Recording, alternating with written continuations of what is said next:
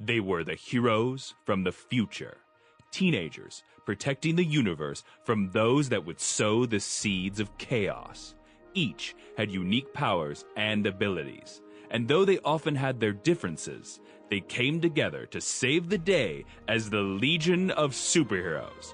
Now, you can be a part of their adventures and learn the history of the future in the Legion Clubhouse.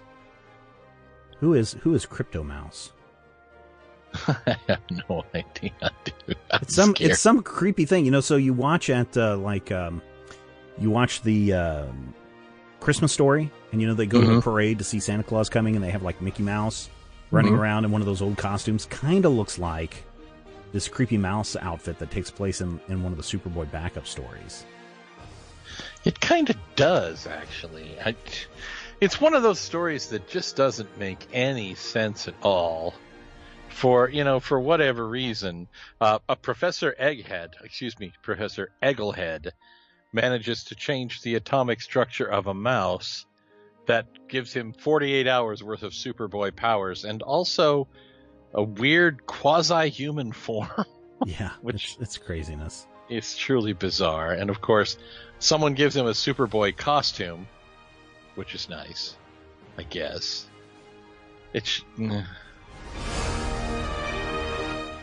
Action Comics number 309, The Superman Super Spectacular.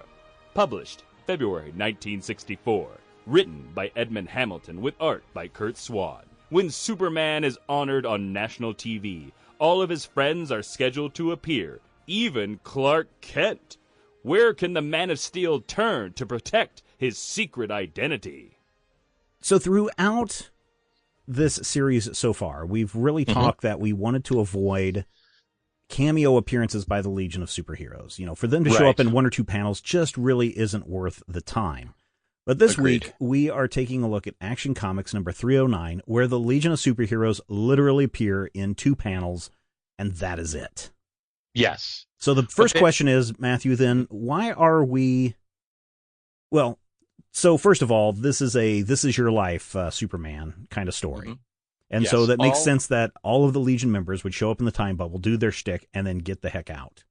Right, but all of his friends are there, which means that normally he could count on, say, Batman to pretend to be Superman. Batman can't. He's here. He can't count on Chameleon Boy. Chameleon Boy and the Legion are there. He can't count on anyone to come in and pretend to be him from the Superman Revenge Squad or the people from Kandor. All of the people who normally cover for Superman are, by incredible writer contrivance, actually part of this story, if only briefly. And what it really comes down to is Superman has to think quickly. In order to have Clark Kent, who is one of his known friends, show up, he has to have someone actually pretend to be Clark Kent to protect his secret identity. But he can't go to any of his friends. So who does he go to? He goes to the one man in the 1960s that anyone and everyone can trust. You know who that man is, Stephen? Is it John Glenn? It is not John Glenn. It is a John. Is it Howdy Doody? It is not Howdy Doody. I give up. Is it a shadowy figure in the White House? It is not a shadowy figure. You're thinking of Captain America fighting Nixon. It is, in fact, President John F. Kennedy. But in his first appearance here, and we'll talk about why Matthew really wanted to talk about this in a minute, but in the initial appearances, and the way I think that it should have been covered in this entire issue, was that Kennedy, in the first two panels that we see him, is just a shadowy figure. Could have been anybody president, right? Right. But they chose Jack Kennedy, who was the president in 1963, until he was assassinated in November of 1963.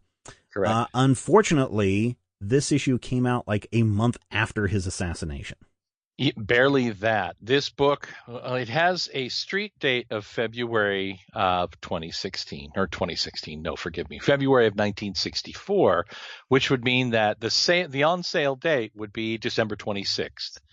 And at that point in time, with the distribution the way it was to get the comics across the country, when the president was killed on November 23rd, this book was already out for distribution. Mm-hmm. So it would have actually hit the stands at the point in time where everyone in the United States was mourning the death of the president. I want to say that the president was actually buried in December of 1963, but I may be wrong. Yeah, so this is one of those oddly ill-timed events, and it's really nothing that DC could do, because who expects a horrible thing to happen, like an assassination of a president? And they couldn't pull it back. Yeah, it had already. I mean, and for people that still don't understand comic production, it still takes months to get a comic written and drawn and printed and delivered. Right. And I know that we hear people like Jack Kirby, who's drawing like 48 pages of comics a day. You know, the man is just a mad machine of art, and that Stan Lee can crank out a story in like 10 minutes for an issue. But for the normal person, they still have to write and draw. They have to pitch it. They have to get it done. They have to get the art finalized. It still has to go to a printers. And even though at the time printing is still done in the United States, distribution takes weeks. And so you have to get stuff done. This story was probably done and put in place and ready to go to the printers in September or October of 1963. Yep. And this is another example of when we see those street dates, those on sale dates. Back in the day, the books would be on newsstands and spinner racks and in the corner drugstore. And at the point that it would go, if your book was on sale and it had a street date of April, at the end of April, they would take your book off the stands. Anything that was unsold would generally go back. Some of the books were actually returnable to the printer or to the company. But in order to trick this, and this started early on, people started pushing those street dates back and back and back. So by 1963, DC was approximately 3 to 4 months in the future. Mm-hmm. Yeah. So this book came out December with a street date of February. It would have been, available for a full 60 days. And eventually newsstand distribution came around to it. But I want to say that actual street dating, that dating issue got in some cases as much as 5 months, depending on the company, in advance of the actual, in advance of the print date. So you'll see some books that came out in December with a street date of April. So this is an example of a book that when you look at it, that February 1964 cover date actually makes DC look more insensitive than if you think about this. But also, interestingly, at the same time, they were working on another story regarding one of JFK's pet projects, the presidential physical fitness thingama. Mm-hmm. And that story was in the pipeline and was halted, but reputedly because of President Johnson and the widow Kennedy, there's actually a story talking about the presidential physical fitness program that was dated well after the president was killed, well after he passed away. So, yeah, if you want to, there's a new book that's coming out. If you want to know about the rise of the comic shops, it's called Comic Shop: The Retail Mavericks Who Gave Us a New Geek Culture by Dan Guarino. And I was just sent at the time of this recording. I was sent an advanced copy of this, still a proof. But if you're wanting to find out more about this crazy world of comic shops and how the small market rose out of the grocery stores and everything else, that might be a book for you to check out, and might clear up some of the reasons why you might be going, how dare DC Comics do this to a country that is mourning a president. And there well, other than the fact that when we were putting together season 2 of the Legion Clubhouse, I said, hey, Steven, this is Action Comics 309. This happens. You want to look at it? And you're like, sure. And you're the EIC. You're kind of the guy who says yay or nay on these things. There are 3 reasons that I really wanted to look at this comic. Primarily, we don't have a show that talks about weird comic book coincidences or connections in the real world history. And this is probably, we could, though, if we have the support from fans at patreon.com/major spoilers. Go over there, sign it up. It's at our $7,000 funding level, which we're getting closer to each and every day. I would like to see that, because I think first of all, we could call it Comic Coincidence. And there are literally hundreds of stories that we could look at, like this story where JFK appeared mere weeks before the assassination. We could talk about the issue where Orson Welles and Superman teamed up to fight Martians from Mars. We could do all sorts of things in dealing with the really weird real world to comic metatextual interactions. And secondly, this is important because even at this late date, even 6 years into the Legion run, this is a clear indicator that from Mort Weisinger's perspective, from an editorial DC National Periodical Publications perspective, the Legion is one of Superman's second bananas. They are part of the Superman family, and they are treated in this issue at the same level as Krypto or Streaky or Supergirl. They are secondary features to support Superman, who is the moneymaker. He's the big draw. So even at this point in their history, as the Legion is starting to crystallize what will become that deep lore, that really long-lasting, endless series of stories that loop and come back around, and eventually in the 80s are forced to break away from Superman. But at this point, this is a Superman second banana title. And the appearance in Action 309 where the Legionnaires show up en masse in a time bubble and go, hey, we're the Legion. Bye. We were the Legion. And, of course, reason 3, Curt Swan. Yeah. Swan can draw, man. Swan can draw so well.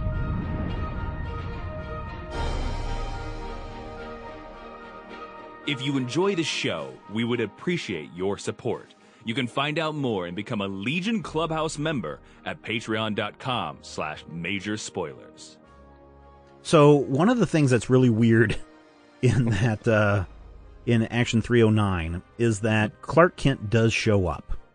He does. At towards the end of the This Is Your Life Superman thing. And then as they walk off, we flash over to the White House and we see Superman standing with President Kennedy, and he's like, "Oh, you did a great impersonation of Clark Kent." So now we know that Clark Kent likes his chowder, and it's a big haha. Except that Kennedy is shown quite a bit shorter than Superman. Superman is 6'4", but most interestingly, this is an example of something that we don't see a lot of in Legion books, but we do see a lot in the Silver Age: perfectly realistic rubber masks, to where you can put on. John F. Kennedy can put on a mask that makes him look exactly like Clark Kent, maybe grow 6 inches. And maybe he was wearing the elevator shoes.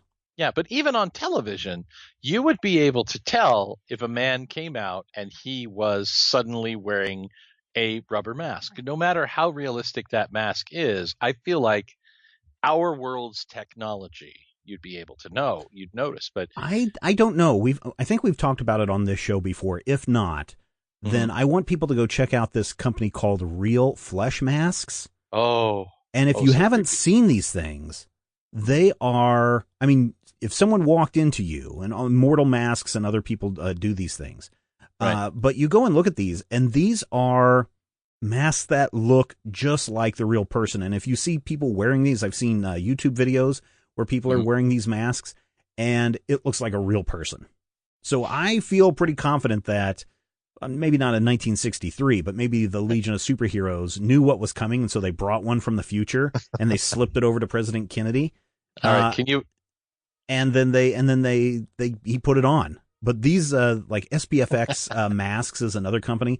These things are super creepy and super realistic. Can you explain to me then this? Many times, Batman pretends to be Clark Kent wearing the rubber mask over his cape and cowl with his pointy ears. Well, you have to remember that's foldable fabric. Oh, it's foldable. So it all collapses down. Collapsible foldable fabric. Okay, I'll buy that. Yep, that's how it all works. Okay. Adventure Comics number 318, The Mutiny of the Legionnaires. Published March 1964. Written by Edmond Hamilton with art by John Forte. A Legionnaire goes mad, condemning his teammates to a fate worse than death. Last time on the Legion Clubhouse, Matthew, we mentioned that this was the first appearance of the Time Trapper, And once again, we see Superboy and Cosmic Boy. I think it's Cosmic Boy. Mon-El. Oh, Mon-El, sorry. Trying to batter down the Iron Curtain of Time. But in the shadows of that Iron Curtain that they cannot bash, there is a shadowy figure rubbing his hands together. Yeah, we never see his face. And actually, I think, for the most part, we never really truly see the Time Trapper's face. Yes. I think the one time that I've ever seen his face, they pull it off and he falls into a big old pile of, like, centipedes and millipedes and worms and stuff. You remember that? Yeah, I do remember that. I've seen 5 or 6 different reveals, and every time it's a different person. Yeah. Once it was Cosmic Boy, once it was Superboy Prime, once it was a renegade controller from the planet Maltus. Once, I'm pretty sure it was Roger Ebert. I don't think it was Roger Ebert. I may have dreamed that one. I think you did dream that up. But this is considered the first appearance, and I would agree with you that it's a cameo appearance. I believe we talked about that last week. Yeah. Of the Time Trapper. Now, what's the Time Trapper's deal? I mean, we're going to find out more about him in a couple of issues, or is this going to be something that they're going to keep saying, well, Mon-El and Superboy are currently battling the Iron Curtain, which is a metaphor for Russia, by the way. And therefore, we're just going to stretch this out, and that's why they can't be in this issue. This is actually kind of fun because it's a really early example of foreshadowing and continuity use. The Time Trapper is, at any given point, basically an embodiment of time itself. Right. And the Time Trapper, he's been like a weird warlord type guy, and he's been an evil guy, but always has the ability to travel back and forth in time, to control other people's abilities, as we see with the Iron Curtain of Time. And interestingly, and I don't know if this is intentional or not, or if this was a connection made after the fact, somebody pointed out that he's nearly identical to a 1958 Wonder Woman villain called the Time Master. Oh, yeah. So in my mind, I think it's the same character. But that's, just me making connections. But realistically, I mean, the next time we see him, at least in this episode, won't be until Adventure Comics 321. Right. So we're a couple of months again. And even then, I think it's just like, hey, 3 of us are going to bounce against the wall, and that'll be it. I believe at that point we do meet Glorith, his apprentice. Ah, okay. But yeah, it's interesting to see them using this slow burn, this slow build. Oh, yeah, no, I dig that kind of stuff. I know that people get really upset over, what was it, Dark Wolf or whatever it was on the Doctor Who series. Bad Wolf. Bad Wolf actually was wonderful. I loved Bad Wolf. Yeah, some people really hated that because it's like, oh man, they kept teasing us the whole season, and then finally at the end they reveal it. It's like, well, yeah, that's how these things go. So I'm really kind of hoping that before too long, we get a full-on Time Trapper wringing his mummy-wrapped hands and saying, "I'll get you, Legion of Superheroes." It will get here sooner than you think. He lives at the literal end of the time, yeah, and is using his time powers to manipulate everything. And Time Trapper becomes really key to things way down the line when the universe starts to unravel in and around 0 hour. Yeah, not only is he a problem for the Legion of Superheroes throughout their entire time, but he becomes a problem for the Time Masters. He becomes a problem for Booster Gold. He becomes a problem for Challengers of the Unknown at one point. And then the Time Masters, who, as I just mentioned, are literally at the end of time, is where they keep their headquarters. He becomes a regular bad guy for them as well. So any kind of time traveler that we start seeing getting regular appearances in regular series going forward, Time Trapper generally will make a villain of the week or villain of the month appearance at some point and be a big nemesis for them. And he is one of the few villains in a select pantheon of characters who killed the Legionnaire. Interestingly, he's in that list with a man, or not a man, but a creature named Computo, and they killed the same Legionnaire. What? We'll find out more about that in an upcoming Legion Clubhouse. Meanwhile, there's a planet about to blow up, and the Legion has been recruited to go and rescue them and relocate them to another planet. Unfortunately, someone goes mad with power. Brad, Captain Bligh.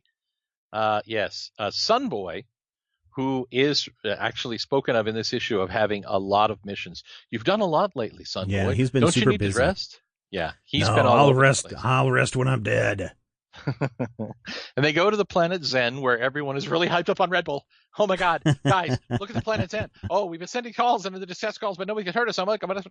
Everyone on planet Zen, you probably don't have the issue right in front of you, but if you don't, why don't you? You could go over to the Amazon link. Actually, what you should do is you should go get the, you should go over to the Amazon.com or Majorspoilers.com, click on that Amazon link, and get the Silver Age Legion of Superheroes Omnibus Volume 1, which is where this issue can be found in gloriously restored color, so you can see these little blue children with their bug eyes staring back at you in I think they call it creepy vision.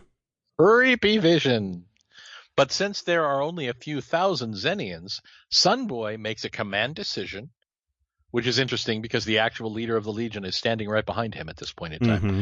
Makes a command decision that he's going to go back to Earth, get a giant space ark, and literally evacuate the entire planet Zen. Yeah, which is also interesting because there are a few thousand inhabitants, but they also only breathe like some Zenian air, which is not great for, other people to breathe. So they've got kind of two decks. They've got the below decks where the steerage can go and hang out.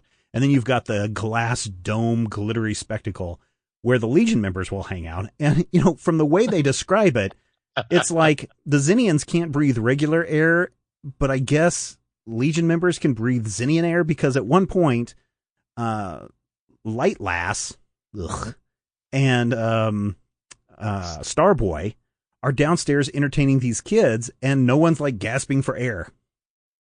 You want to know how? Why? I'm not actually sure when this comes into play. Yeah, I don't think it comes up for like many issues. Many years. We will discover that the Legionnaires are all protected by transparent trans suits, which surround them with a bubble of breathable air and allow them to travel in space and to hang out with Superboy and Mon-El. Yeah, and what that means is somebody made up a reason because it happens so often that somebody went, hey, shouldn't we explain this? Yeah, it's not in this issue because later on, Legion members are wearing, fish bowls on their heads and swimming through space. Yep. But each time the Legion members continue to try to do their thing, Starboy shows up and is like, Sunboy shows up and is like, you guys, you're going against my wishes. I'm going to court-martial you all and throw you in the brig, or I'm going to abandon you on a planet, which he does. Yes, ditches the whole super team on a planet. And they have to figure out ways of getting off each planet and tracking down this ark before Sunboy takes them to some crazy planet. Yeah. I do like the fact that this issue spotlights two Legionnaires who don't usually get a lot of airtime, in that, first off, when they're chained behind bars, their first thought is, well, we don't have our Superboy, no Ultra Boy, no Mon-El. Matter Eater Lad, eat the bars. And Tenzil chews through the bars, chews through the chains that Sunboy has put them in, so that the Legionnaires can actually come back and mutiny against Sunboy. Well, I also think that Starboy gets a lot of play in this issue as well. Starboy gets a lot of airtime, and Triplicate Girl actually gets to be, I think maybe for the first time, the driving force of part of the plot. They land on this planet, Sunboy chucks them out into space, and Triplicate Girl is like, okay, well, I remember reading about this planet, and the space rocks who come here, they come to eat their super dense mineral. We'll set a trap so that we can catch a giant space rock and use it to get off the planet. What is it about rocks in the 1960s? Because the rocks were a big deal in the Sinbad movies and the Aladdin live action movie. The Rock made an appearance, and we're not talking about The Rock, but these ancient mystical birds that are giant and fly around. So it's just crazy that anytime you see giant birds, and it seems like it's really gets a resurgence in the 1960s. They're all rocks. They don't say like, here's a giant flaming space phoenix or anything like that. It's always a rock. Yeah. It may be one of those zeitgeist things where suddenly everybody's talking about it because it was in a popular movie or maybe a TV show. I know that a lot of times you'll see this in the early 70s, a ton of Egyptology and Egyptian references and use of the, Egyptian themes. And even in Battlestar Galactica, the helmets are designed to look like the face of the Sphinx. Mm-hmm. And I think it's just one of those things where it kind of seeps into the water. Something else that, does the same thing in this issue, the giant space ark. Yeah. All over the place in the 60s. Apparently in 1964, they were like talking about what's called the Ensman Starship. Yeah, that big, you see it on a lot of classic science texts about when we are going to live in space. It's this big, long tube, a circular tube. Yeah. Yeah, an interstellar arc that would basically serve as a generation ship where your crew might have to actually go through several generations on these long-term space missions because you're going to be going at, subluminal speed. But it's interesting to see that pop up in this Legion story too. So I think that it may just be one of those things where, especially in the Golden and Silver Ages, the writers would glean from whatever was going on in the real world and throw in little bits and pieces. And occasionally you'd get those really great superheroes who were like fad supers. Mm-hmm. For 20 minutes, Gidget was popular. And so, Jack Kirby gives us the Silver Surfer. Yeah. Yeah. Ultimately, the Legion members confront Sunboy and they take him to get his head examined. And it turns out that because he's been on too many missions, he's got pressure on his brain. And so he's suffering from space fatigue. Now, those are like three in Ren and Stimpy. Those are three different diagnoses, right? One is fatigue, right? Uh-huh. One's a brain aneurysm, and the other one is just power corrupts absolutely. My favorite part is, we'll fix it with our scalpel ray. Yeah. So he's sitting in a chair, just sitting there blithely looking straight forward, and these laser beams are cutting into his head. Well, still today, if you are pressure on the brain, they'll cut your head open and bleed it out. I know, but I just can't help but think of, Daryl McMurphy in that scene at the end of One Flew Over the Cuckoo's Nest, and you just feel like Danny DeVito is going to come in and be really upset. But I think maybe a little bit more research could have been done on PTSD because he might be suffering a little bit of that from being on too many traumatic missions. They could have also, this is Edmond Hamilton and John Forte again, or John Fort, depending on how you want to pronounce his name. Yeah, I pronounce it, but I may be wrong. But I think they just could have done a little bit more research on why this could have happened, because if he'd literally not slept, he would be not an overbearing, Captain Bligh kind of character. He would be like, "Oh my God, we gotta swerve off here because there's a giant mushroom flying our way." Those kinds of things don't happen. What's the longest that you have gone without sleep? It can't be more than about 36 hours. I mean, I've done overnight shifts or I've done things. At one point I was working days and nights, and a couple of times there were like 2 hours between, so I didn't sleep. But I've never gone 3 or 4 or 5 days. I've never gone to the point where everything is weird, just that point where your head is full of bees and all your joints are like full of broken glass. Yeah, no, I'm trying to think what my longest was. I know it was 3 days at least. And it may have been a little bit longer because I was working on a project for the state of Kansas this was before Homeland Security was formed. So I was working for the Adjunct General's office doing a video for them, and there was this deadline to get it done. And so I would go and teach all day. Then as soon as I was done with my classes, I would sit in an edit bay until the next morning and then teach again and then do that. And I had to have done it for 3 days, maybe 4. But I've got to tell you, I was loopy. And I do remember the bees in the ears was kind of the thing, but I was just like, that's probably just high blood pressure kind of thing going on. But I remember going into the bathroom, which has this kind of like a mottled tiled floor. So there's like all these little dots and things on the floor. And I remember looking at the floor and the floor started forming faces and talking to me. That happened to me in college, but it wasn't. Yeah, no, it was. Well, so here's the thing. Sleep deprivation, some of the hallucinations that you have are some of the same hallucinations that you can get when you do LSD or mushrooms.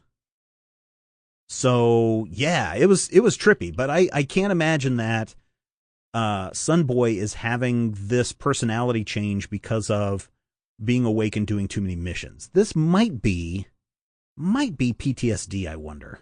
Space madness. Space madness, space fatigue, but what do you think? PTSD, is he suffering from too much exposure to horrific things that teenagers shouldn't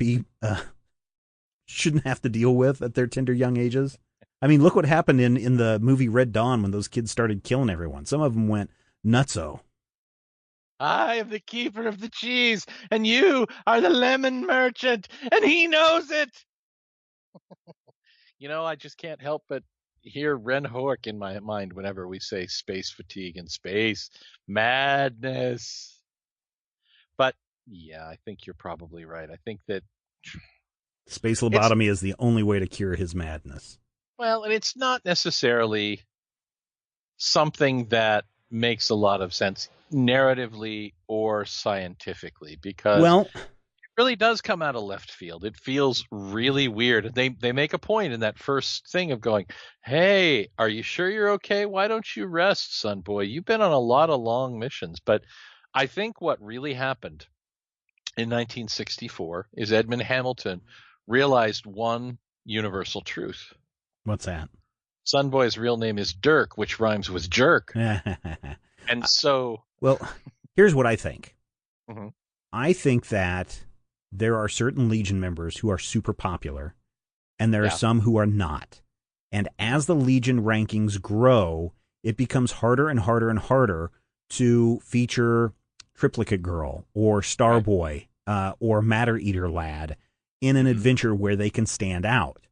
And so Hamilton introduces this space fatigue thing, this gimmick, so that the Legion can implement a new amendment to the Legion Constitution, which says something to the effect that they can't do more than 3 missions in a row. I think it's 5, actually. 5 missions in a row. And so that gives Hamilton and all future writers this out to say, you know what? I want to do a thing where Bouncing Boy and Triplicate Girl go on an adventure with Brainiac because I want to write that story. And the editor will say, well, why can't you have a Saturn Girl, or why can't you have Cosmic Boy or Light Lass do this? And the answer is they've already been on 5 missions. It's time for them to be out for a mission. I think that you are correct. I think that it serves an important purpose in rotating the team. When you have 19 team members, and they tend to focus on 4 or 5 at a time, it can't be Superboy, Ultra Boy, Mon-El, and 2 other rotating slots every month. That's not a Legion of Superheroes. That's Superboy and his amazing friends. And so I really like the fact that this sets it up and makes this necessary for us, because later writers on the team are like, I'm just going to focus on 2 or 3 Legionnaires at a time, or 5 and 6. And there's not really as much fun in that, because again, it's a team with 24, 25 guys. Why do we keep seeing Saturn Girl, Lightning Lad, Timberwolf, and Lightning Lass? Right. Yeah, she'll get her name Lightning Lass back. Don't worry, listeners. Yeah, in like 2000. This also has really great moments for Matter Eater Lad, because he's trying to be so nice. All of his friends are trapped on this world with no food, and he doesn't want to mention it. He's like, finally, well, I can eat rocks, so I'm just going to go eat rocks. And his friends are all like, no, you shouldn't go hungry because we can't digest minerals. But he also gets a moment where he discovers that the rocks are actually honeycombs. Yeah, and so he bites it open so that they can have some honey, and then space bees attack. Oh, it's a crazy issue. And the other thing about this issue is space bees. Yeah, the other interesting thing about this issue is this story is what happens a lot of times is this is a 2-parter. But it's a really long 2-parter that takes up almost the entire issue. And then the backup story is about this crazy mouse that gets superpowers and becomes anthropomorphized, and it's creepy as hell. Don't read the Super Mouse. Crypto Mouse story is just, it's scary. It's terrifying. Fortunately, those backup stories never appear in that Silver Age omnibus, so you're welcome. Well, Matthew, what did we learn this week? Well, we learned that if you go too long without sleep, it turns you into Humphrey Bogart, and that's not good. We also learned that comic book publishing takes a long time, and sometimes unfortunate events can happen as you're trying to get an issue to the newsstands. Absolutely. And most importantly, we learned that space rock is not the same as rock lobster. Rock lobster. I think that wraps it up for this installment of the Legion Clubhouse. Thank you so much for joining us. And again, we could use your support over at patreon.com/majorspoilers to keep this show going. Go check it out. And if you enjoyed this episode, you got something out of it, then sign up, become a member at patreon.com/majorspoilers. There's plenty of room for everyone, and the Legion numbers keep growing each and every week. Yes, we are Legion. We are Major Spoilers. And until next time, hey, look at that dude, man. And I'm Meteor Attractor Boy. The Legion Clubhouse is a production of Major Spoilers Entertainment, LLC, and is produced by Steven Schleicher. Your hosts were Matthew Peterson and Steven Schleicher. You can follow Matthew at Mighty King Cobra and Steven at Major Spoilers. You can follow this podcast on Twitter at Legion Clubhouse. If you have questions or comments, send them to podcast@majorspoilers.com. I'm Jason Inman. Until next time, eat it, Grandpa. This podcast is copyright 2017 by Major Spoilers Entertainment, LLC.